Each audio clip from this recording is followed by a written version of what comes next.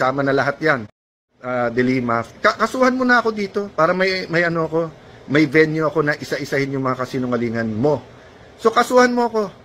'Di ba? Sabi mo sana isama na lahat yan. Sama na yan si Cayetano sa ICC kasi gusto niyo mawala kami kasi may political agenda kayo, 'di ba? May political agenda kayo nangangarap na kayo mananalo presidente nyo, mananalo si Vice President Lenny, mananalo ka senador, then ikaw susunod na Vice President, or kung ano man yung mga pangarap nyo. Pero hindi nyo matanggap that people choose Di ba? Let me address this now to Senator De Lima. She started out by saying, Alan is the last person in this world to talk about human rights. You should be the last person to talk about due process. Wala kang karapatan. So, let's address that. Ano po ba nakalagay sa Philippine Constitution, ma'am? Kayo po, ma'am, ang naging Secretary of Justice. Di ba nakalagay, no person shall be deprived of life, liberty, or property without due process of law. So, si President Duterte po ay isang person. Person po siya. Sabi po ng Constitution, no person. Ako po, person din po ako. So, paano mo sasabihin you're the last person who should be talking about it? Wala pong last person sa Pilipinas ang pwedeng pag-usapan ang human rights kasi para sa lahat yan.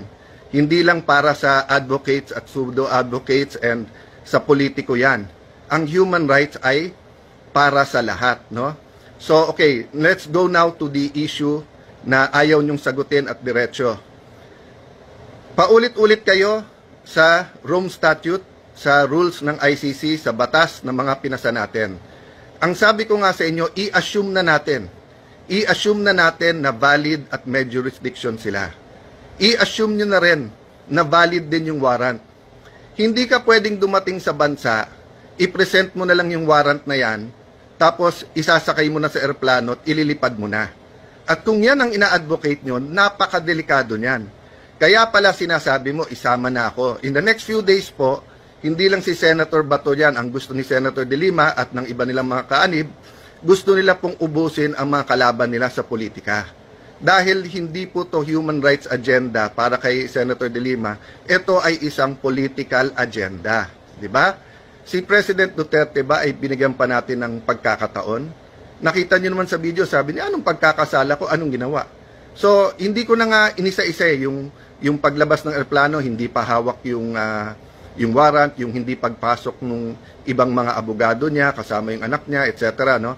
Doon na lang ako sa hindi ba dapat binigyan ng reasonable time kung whether that's the writ of habeas corpus o kanilang TRO, hindi ba reasonable time? Tapos, yung ibang advocates, nakita ko, nagpo-post sila, Muten academic na, panalo na outsmart na sila kasi nasa airplano na, hindi na ibabalik ng ICC yon. So, yun nga ang tanong ko sa inyo Yun nga po ang, sabi po ni Senator De Lima, ang test daw ng human rights yung sa pinakamaliit na Pilipino. Partly correct lang yon po, ma'am. Ang test po kung ang human rights ay applicable sa lahat. Kinat out nyo Sa pinakamakapangyarihan, sa pinakamaliit, pareho ang karapatan sa human rights. Parehong may karapatan to seek legal remedies, pareho na may due process. So, I'll jump, no? Dun sa legal remedies. So, sabi nung iba, bakit bibigyan si Duterte ng pagkakataon? Yung mga pinatay ba may pagkakataon? So, first and foremost, parati nating dinidistinguish yung extrajudicial killings. Ibig sabihin yung patayin mo na lang. Diba? Walang trial, at dinidistinguish natin po yung mga tinamaan dahil nga sila nagbarilan, mga sindikato para hindi mahuli, 'di ba? So hindi state, hindi po mga alagad ng batas ang pumatay doon. And then dinidistinguish mo rin 'yon dun sa mga police at militar na may raid, and then they protected their own life. So the point is, ang ginawa ni Senator De Lima sa hearing sa Senate, I'll go through this deeper later on. Ang ginawa niya sa hearing, hindi niya sinabi sa madlang people, sa atin lahat, na during her time as Justice Secretary, iniba nila yung definition ng extrajudicial killing. Hawak namin po yung mga papeles noon. So, tapos pinapalabas niya na libo-libo na ang napatay. Na hindi niya sinasabi na ang extrajudicial killing, nung siya ang Justice Secretary ay mahigit 10,000.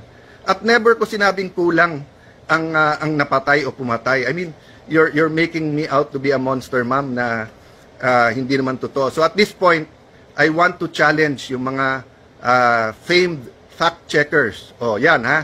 Rappler, yung mga investigative journalism. Oh, i-fact check nyo na lahat ng sinabi ni Senator De Lima kasi ang daming mali sa sinabi niya. Kailan ko sinabi na kulang pa yung patay? I always said that every life is valuable. Diba? Parati natin sinasabi yung sanctity of life, no? So, ang punto po dun sa mga nagsasabi kay Duterte na, ikaw ba, binigyan mo ba sila ng due process? So, inaamin nyo na hindi nyo siya bibigyan ng due process. Diba? So, kung sino man na gumawa ng karumal-dumal na krimen sa buong Pilipinas, sa buong mundo, na walang due process, dun po lumalabas ang mga tunay na human rights activists na nagsasabing, sandali lang, kahit kriminal sila, meron silang human rights. They have the right to due process. They have the right to seek legal remedies. Kaya nga maraming sikat na human rights activists pero mababaho sa politiko o kaya galit ang tao. Kasi nga, pinaglalaban ang karapatan when it's unpopular, di ba? But sa kanilang clique, sa kanilang grupo na it's more of political revenge rather than pure human rights, tahimik lahat nung sinakay sa eroplano at inilabas na lang. Hindi hinintay ang Supreme Court, hindi hinintay. Saan ka nakakita na i-arestuhin ka, papunta pa lang mga abogado mo, gusto mo kausapin mga abogado mo, hindi pa nila malaman yung gagawin nila, aalisin mo na, di ba? So, napakadelikado yan. Sabi ko nga kanina, paano kung lumabas dyan 10 general, papayag kayo sa PNP o sa AFP, papayag po ang palasyo. So, kailangan to pag-isipan ng mas malalim. That's why nga sabi ko, maybe an independent voice, a reasonable voice, no? I'm not blaming anyone sa nangyari here, di ba? I'm pointing to the issue na tama ba na ang isang Pilipino na hindi pa niya na-exercise yung karapatan niya sa legal remedies, wala pang due process, ay suddenly sinakay sa eroplano at inalis. Okay, so first, human rights. May human rights lahat ng Pilipino to be safe in the streets. May human rights po lahat po ng ating mga kababaihan na umuwi ng gabi, whether sila'y sales, whether sila'y nasa opisina, call center, na hindi sila bastusin. May human rights po lahat ng mga tao na sumakay po ng mga public transport na hindi sila hipuan, hindi sila hold upin. May rights po lahat ng nagwi-withdraw ng pera between 10 to 12, lalo pag sweldo at sila'y nasa call center, so gabi yung shift nila, na hindi sila nakawan.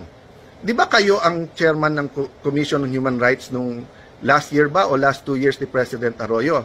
At inimbestigahan nyo po si Mayor Duterte. Wala kayong naging conclusion, wala kayong final na kaso, di ba? Or kung meron, did it prosper? Oh, tapos sabi mo kasi powerful, kasi kaibigan nga niya ang dating Pangulo na nag-appoint din naman sa iyo. Pero in the next administration, nakapagpakulong nga kayo ng senador, di ba? Kung sino-sinong nilabanan nyo at sabi nyo nga na kaya nyo. Eh ikaw ang Secretary of Justice. Bakit hindi mo kinasuhan si Mayor Duterte noon? Hinintay mo maging presidente, tapos nag-launch kayo ng investigasyon. Nung nabuko ko na medyo may problema sa mga witnesses, may inconsistencies, anong ginawa mo nung chairman ka at pinatayan ako ng mic? Diba? Inareglo mo, imbis na magalit ka, dahil karapatan ko naman magsalita. Never naman sa Senado na nagkapatayan ng mic, dun time mo lang. Diba? So kung guilty ako ng patayan ng mic, pero ako ang biktima, hindi po ako ang gumawa nun. So, then we go to fact checking, diba? Marami kang sinabi sa iyo na kasinungalingan, yung sinabi mo, sabi namin kulang pa ang patayan, etc. No? That's the language of the President. I never excuse that. I made known kapag closed doors and in some areas that's the language the criminals know, but I do not agree with that, especially sa women, etc. However, we do have situations where the criminals understand that, di ba? So, ang punto po doon ay ang ebidensya ay yung safety sa kalye natin without excusing any violations of the law. That's why in the cabinet, And even in the small groups, in the security cluster, basta't may murder, basta't may mali na ginawa ang pulis, ang sabi nating kasuhan. Ang proprotektahan lang po yung mga legitimate na operations. So I will not elaborate there now. I have a couple of appointments at napakarami yung sinabi, but maybe a challenge. So sabi sa ano, 'di ba, sa ICC, dun muna kayo sa ano, sa country. So kasuhan mo ko. 'Di ba? Sabi mo sana isama na lahat 'yan. Sama na 'yan si Cayetano sa ICC kasi gusto niyo mawala kami kasi may political agenda kayo, 'di ba? May political agenda kayo nangarap na kayo mananalo presidente nyo, mananalo si Vice President Lenny, mananalo ka senador, then ikaw susunod na Vice President, or kung ano man yung mga pangarap nyo. Pero hindi nyo matanggap that people choose Di ba? I don't always agree with who people choose, but I respect the people's choice. That's the democracy Di ba? Nakatikim din ako ng talo, nakatikim ako ng panalo, nakatikim ako ng dala ako ng ilan mga grupo, nakatikim ako ng hindi ako dala. Nagpapasalamat ako parati kasi choice nila yon. But kayo, napaka-frustrated nyo kapag hindi kayo nananalo o hindi nyo nakukuha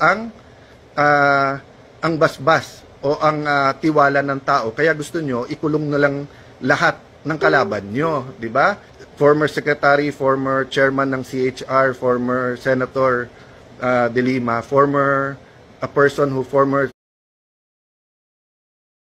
told the truth pero ngayon panay kasinungalingan, kasuhan mo na ako dito para may venue ako na isa-isahin yung mga kasinungalingan mo at na mga kasama. I meant no offense to human rights activists. Nirerespeto ko kayo. During my time, I always made time and made sure that people listened even if opposing ang views natin. But yun nga, nagdudugo pa rin ang puso ko. Ba't walang nagsalita sa inyo? Sa kagustuhan nyo na madala dun si Duterte na ma-detain siya, ma-face niya, dininay nyo yung due process at saka yung opportunity niya to seek legal remedies. And I don't think that should happen to any Filipino.